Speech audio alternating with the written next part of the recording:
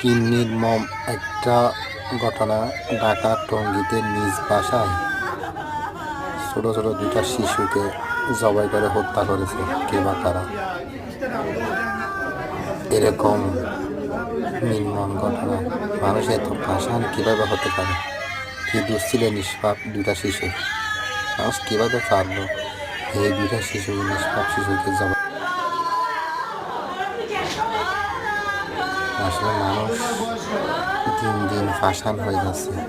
মানুষ মানুষকে হত্যা করার জন্য এক মিনিটও চিন্তা করে না।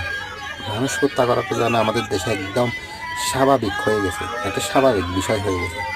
মানুষ হত্যা করাটা একদম সহজ হয়ে গেছে। এগুলা শুধুমাত্র খুনিদের সুনির্দিষ্ট বিচার, দৃষ্টান্তমূলক বিচার না হওয়ায় দিন দিন এই অপরাধগুলো বেড়ে যাচ্ছে।